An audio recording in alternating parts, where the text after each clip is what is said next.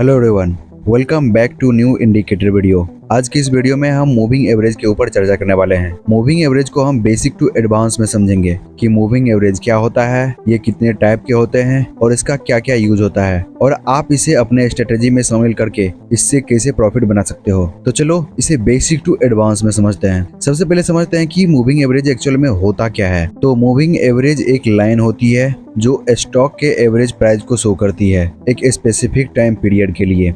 इसका main purpose होता है मार्केट के ओवरऑल ट्रेंड को समझाना और आपको इंडिकेट देना ताकि आप वहां से पोजीशन बना सको और आपको वहां से कंफर्मेशन मिल सके।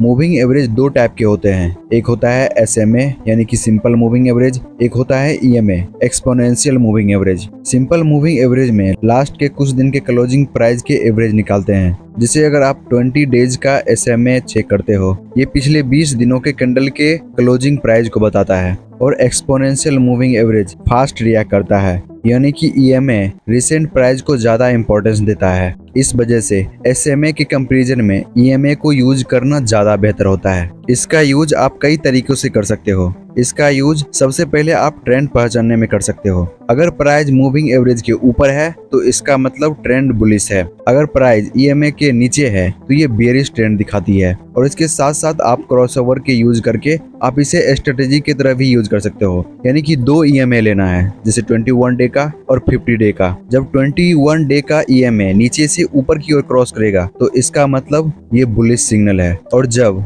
21 डे 50 डे के EMA को ऊपर से क्रॉस करेगा तो इसका मतलब ये बेयरिश सिग्नल है। यहाँ से आप सेल कर सकते हो और इसे आप सपोर्ट एंड रेजिस्टेंस के लिए भी यूज कर सकते हो। जब प्राइस ऊपर से नीचे की ओर आती है और मूविंग एवरेज से ऊपर जाने लगती है तो इसका मतलब कि वहाँ पे ये सपोर्ट की तरह काम कर रही है। जब प्राइस नीचे से ऊपर जाती है और EMA से टकरा कर फिर से वापस नीचे आ जाती है, इसका मतलब कि वो वहाँ पे रेजिस्टेंस की तरह काम कर रहा है। जैसे इस चार्ट पे आप क्लियरली देख सकते हो कि मार्केट ऊपर जा रही थी और ऊपर में EMA से टकरा कर ये वापस आ गई, तो यहाँ पर ये एक रेजिस्टेंस की तरह काम कर रही है। और इस चार्ट पे आप क्लियरली देख सकते हो कि प्राइस ऊपर से नीचे की तरफ आ रही है और यहाँ EMA से टकरा कर वापस फिर से ऊपर चली गई है, तो इसका मतलब ये यहाँ पर एक सपोर्ट की तरह काम कर रही है। इसमें सबसे ज्यादा यूज होता है क्रॉसओवर का, यानी कि क्रॉसओवर करके आप इसे स्ट्रेटेजी की तरह भी यूज कर सकते हो। जैसे मैंने 21 और 50 डे का क्रॉसओवर बताया था, इसी तरह से आप कई तरह के बना सकते हो, जैसे 9 डे और 21 डे।